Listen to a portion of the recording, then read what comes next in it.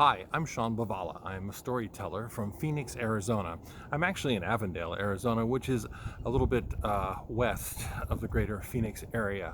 And it is my privilege to say congratulations to you on your 40th anniversary. I've been a storyteller for 35 years. You've been around for 40. I started storyteller.net way back in the day, 25 years ago, and you've still been around for 40 years. So that is a tremendous thing. Congratulations. Congratulations for bringing story to the world and warming the hearts of Canadians everywhere. And as someone who lives in Arizona, staying warm is something that I understand. Congratulations. A number of years ago, I was invited to come up to Edmonton and be part of your festival. What a wonderful experience that was. Warm people, great hospitality, audiences that were eager and ready to listen. You have trained them well. What a great experience that was. And I am so honored to have been part of that. And it's one of my favorite festivals that I've ever been a part of. Today, my story for you is called The Strongest Man in Ireland. I've been telling this story for so long that I can't actually remember where I got it from, which I know is a terrible thing, but it's true. I think it's from Lady Gregory, but I'm not sure about that anymore. The story you're going to watch now was recorded live at a place called Boone Garden, which is one of those little coffee shops with a working garden in the backyard and kind of the inner city section of the city that I live in. Wonderful place. Unfortunately, the pandemic did a number on it, and it's not there anymore. But it was recorded outside, and being outside, you're going to hear all those little artifacts that you hear when you're outside, including the helicopter that just would not stop buzzing. But these things happen. So once again, congratulations. Thank you for asking me to be part of this time. This story is The Strongest Man in Ireland. I'm going to begin with a simple story this evening myself.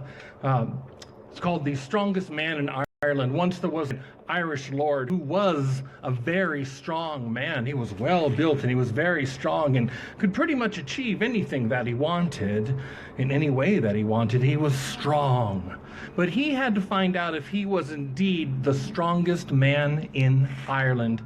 And so he filled up a pouch full of gold coins, and he swore that he would give this huge pouch of gold coins to any man who was stronger than him. So he set that to his side, got upon his horse, and traveled about Ireland in order to discover the strongest man in Ireland. And every city that he went to, he would say, "Who is the strongest man in this city? Who is the strongest man in this village? Who is the strongest man in this town?" And they would all point out someone. Say, "Well, over there, it's Patrick. Over there, it's Matthew." They'd point someone out, and he would go to them and challenge them. And none of them were as strong as he was. He thought for sure that he would never, ever have to give away all of his gold coins because he couldn't find any man stronger than him. At the end of his journey, nearly done searching, he goes to a small town, and he asks the question he always asked. "Who is the strongest man in this town?" And they said, "Well, that would be the blacksmith, Lord. He's the strongest man in the town." "Is he really strong?" "Oh, he's quite strong." "Well, why don't you go talk to him?" Thinking this was the last time he was going to try this, he went to the blacksmith's shop. But he didn't even bother to get off his horse. He went to the window at the side of the blacksmith's shop. He could hear the man pounding away on the anvil. He could hear him pounding away. And through the window, still sitting on his horse, he called down to the man inside. And he said, "Oi," he said, "do you have a light for my pipe?" The man inside looked at him, that blacksmith, and he reached into the fire with his bare hands. And he reached in, grabbed a hot piece of iron, and he took that hot piece of iron and he set it on top of the anvil.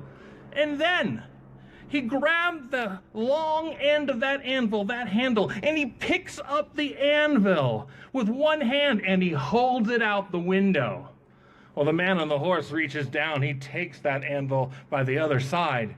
He grabs that hot piece of metal. He lights his pipe, puts it back on there, hands it back through the window. The blacksmith takes it and he takes that one-handed and he sets it back down. And he looks at the Lord on the horse. The Lord on the horse said, "So you're the strongest, huh? Well, my horse, he needs to be shoed. There needs to be new shoes upon the horse. So Could you make a horseshoe that's strong enough for my horse?" Blacksmith nodded. He began to beat upon the metal, forming a horseshoe.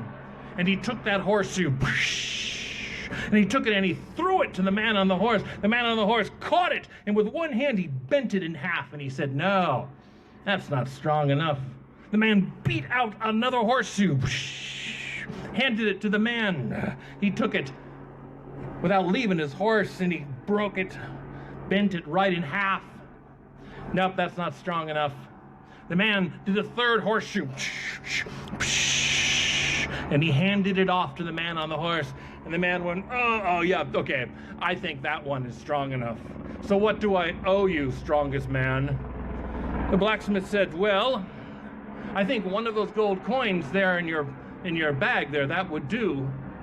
And so the horseman reached in and grabbed that gold coin and he tossed it to the blacksmith, who caught it between his finger and thumb, and he bent it in half. And he went, "No, that one's not good enough." The man nodded. He reached and grabbed another gold coin. He threw it to the blacksmith, who grabbed it and caught it in that one finger, that one thumb, and he bent that one in half. And he said, "Nah, that one's not strong enough either." To which the man took that third gold coin, tossed it to him. He caught it. "Aha, that one. Yeah, that one's strong enough." And he put it in his pocket. The man on the horse, the great lord, knew that he had been beaten, not only a strong man, but a strong man as well.